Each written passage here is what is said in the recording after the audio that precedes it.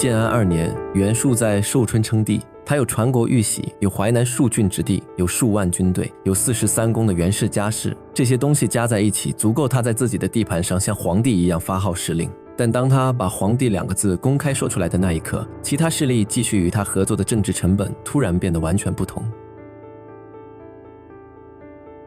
袁术手里有一样东西，是当时天下绝大多数诸侯都没有的，传国玉玺。《三国演义》写，这枚玉玺原本是孙坚在洛阳废墟中发现的。孙坚死后，长子孙策需要兵马南渡创业，于是用父亲留下的传国玉玺作为抵押，向袁术借兵。正史的记载并不相同，《后汉书》记载，袁术听说孙坚得到了传国玉玺，便扣住孙坚的妻子，将玉玺夺到自己手中。无论具体过程如何，在袁术准备称帝的时候，这枚玉玺已经落在了他的手里。从那以后，袁术没有把他送回朝廷，也没有交给任何人，他把他留在身边。玉玺不能调兵，不能征粮，不能让任何一座城池改姓，但它是一个象征，天命是可以转移的。袁术开始向身边的人反复提起一条谶语：代汉者当图高，图就是路，他的字叫公路。他认定这条谶语说的就是他。这个解释牵强到了荒唐的程度，但袁术不需要说服所有人，他只需要一个理由让自己迈出那一步。除了玉玺和谶语，袁术还有更实在的底气。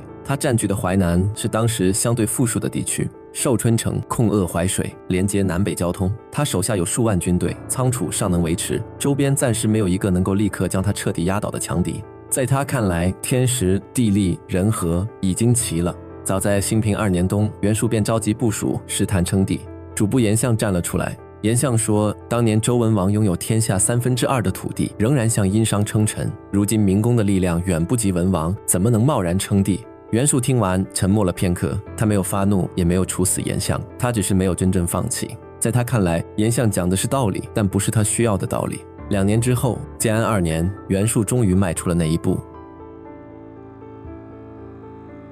建安2年春，袁术在寿春正式建号仲氏，自称天子。他设置公卿百官，营造宫室殿宇，广选嫔妃，充实后宫。从称号到礼仪，从衣冠到仪仗，一整套天子的排场在寿春城内搭了起来。城里看上去确实像一个朝廷，但称帝的真正效果不在城内，它要传出城外，传到每一个诸侯的耳朵里，才会显现后果。在袁术只是袁将军的时候，天下的规则是模糊的，各方势力可以同时与多个方向保持关系，表面上向许都上表，私下与袁术来往，暗中和吕布互通使者，没有人需要立即做出最终选择。称帝把这层模糊撕开了，从今天起，天下出现了2个自称最高权威的中心，任何人与袁术继续合作，都必须承担一个新的问题：你是否承认他这个皇帝？这个问题未必会让所有人立刻成为袁术的敌人，却会让原本普通的往来、联姻和军事合作突然带上公开建立的意味。孙策是最早做出反应的人之一。袁术还没有正式称帝时，孙策便已经写信劝阻。他在信中列出利害，希望袁术停止建号。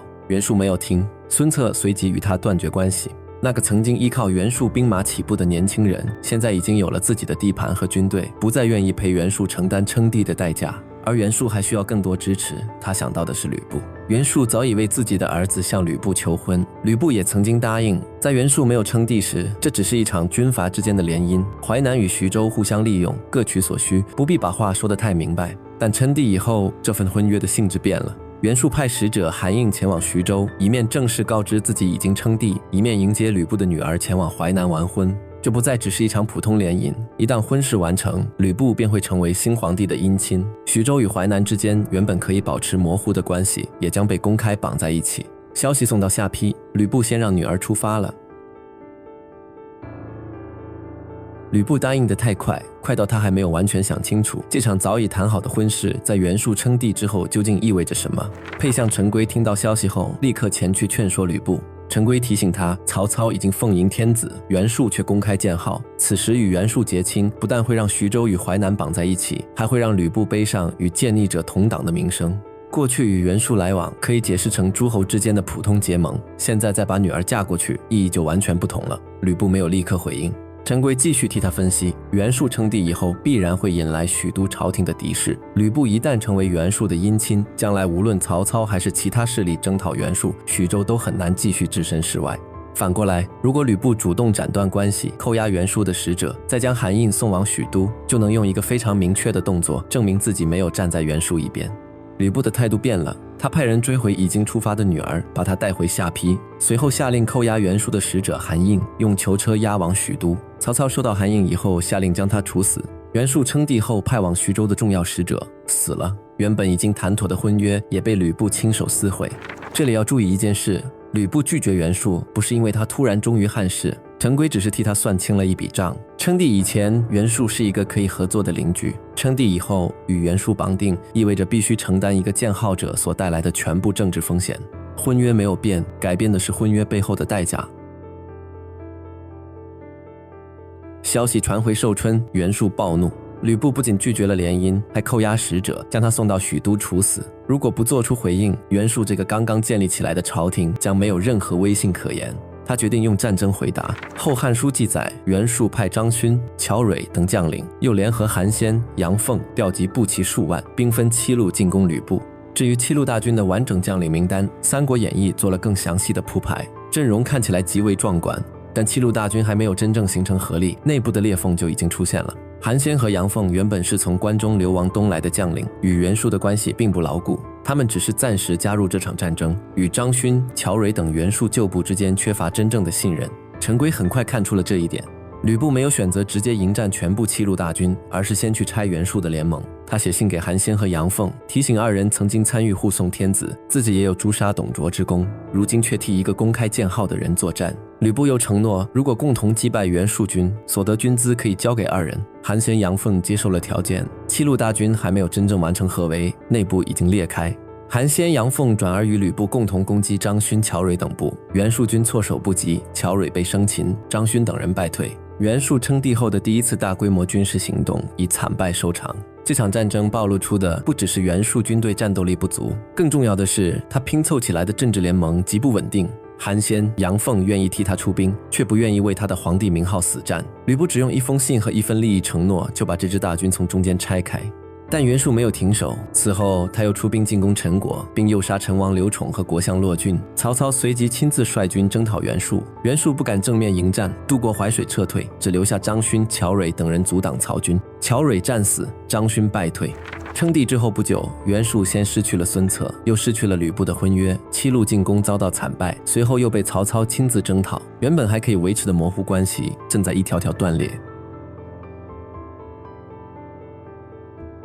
回到开场的问题，袁术在称帝之前，事实上已经拥有了一个独立王国。淮南戍郡听他的命令，军队由他调遣，税赋归他征收，在自己的控制区内，他说的话就是最高权威。那为什么不能把这件事公开说出来？因为称帝改变的不是袁术已经拥有多少实际权力，而是其他势力继续与他合作时需要承担什么样的政治代价。在袁术只是一个军阀的时候，东汉末年的政治格局是模糊的，各方势力维持着一种灵活的中间状态，表面上向朝廷称臣，私下与不同诸侯交往，实际上谁也不真正服从谁。孙策可以暂时依附袁术，同时经营自己的江东；吕布可以答应袁术的婚事，又与许都保持联系。地方官员也可以一面接受朝廷任命，一面向附近最强的军阀提供粮食和兵力。这种模糊不是简单的混乱，而是一种暂时的均衡，每个人都保留着调整方向的余地。袁术称帝，一刀切开了这层模糊。他等于向所有与自己交往的人提出了一个更难回答的问题：你只是与我合作，还是承认我是皇帝？这个问题并没有让天下所有诸侯在同一天结成讨袁联盟，但它让其他势力与袁术合作的政治成本骤然上升。不承认袁术，风险仍然可控；承认袁术，就意味着公开否定汉献帝的地位，也意味着与控制许都朝廷的曹操发生正面冲突。孙策选择了决裂，吕布选择追回女儿，扣押使者，曹操则可以用维护汉室的名义征讨袁术。袁术称帝以后，越来越多原本可以保持模糊的人开始选择离开他，这就是称帝真正致命的地方。他拥有的是事实权利，却要求其他人承认自己的最高名分。事实权力只需要控制自己的军队、城池和粮仓，最高名分却不能靠自己宣布完成，他必须由别人承认。袁术可以命令淮南，却没有能力强迫孙策、吕布和曹操共同承认他是皇帝。败仗只是表层，更深一层的问题是，他的资源也支撑不起一个长期运转的皇帝。《三国志》记载袁术后来统治淮南时的景象：荒池滋甚，后宫数百皆服起胡，余粮肉而士卒洞馁。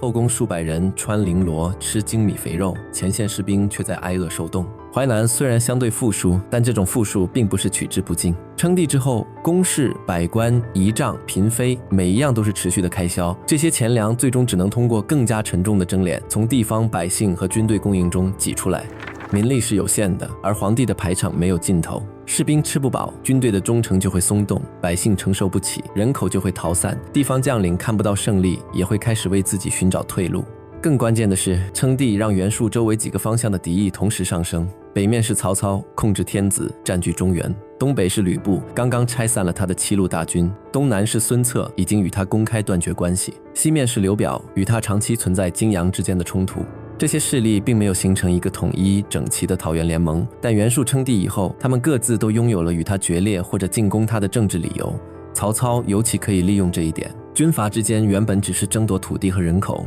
袁术称帝以后，曹操却可以把战争解释成朝廷讨伐奸逆者。参与征讨袁术不需要为动机做太多解释，反而是继续与袁术合作的人需要不断说明自己为什么没有站在建号者一边。那其他有野心的人为什么没走袁术这条路？曹操后来的实际权力远超袁术，但终其一生没有称帝。袁绍在官渡以前兵多地广，也没有直接称帝，他甚至一度考虑过另立天子，却始终没有把皇帝的名号放到自己身上。他们不是没有野心，他们只是清楚，在没有绝对压倒性力量的时候，公开称帝会让原本分散的敌意更快集中到自己身上。袁术没有这种压倒性的力量，他的军队数量不少，但内部关系松散，韩先和杨凤一封信就能被拉走。他的地盘不小，却无法长期支撑连续战争和一整套皇帝排场。他有玉玺，但玉玺只是一块刻了字的石头。真正的天命从来不是靠一枚印章自行证明的，而是要有人服从，有人缴税，有人替你打仗，也有人愿意承认你的命令高于其他一切命令。袁术把一个原本可以继续经营的局面，一次性兑现成了一个无法收回的头衔。此后的2年里，战败、旱灾和过度征敛一起消耗着淮南。袁术仍然穿着天子的衣服，坐在自己营造的宫室里，但宫墙之外，愿意追随他的人越来越少。到建安4年，他已经资财粮草耗尽，军队不断离散，就连雷伯、陈兰等旧部也拒绝接纳他。这个皇帝拥有玉玺、宫室、年号和百官，唯独缺了一样最关键的东西，愿意继续承认他的人。袁术的帝国正在崩塌，但在这片乱局中，吕布与刘备在徐州的关系也即将走到尽头，一场新的冲突正在下邳酝酿。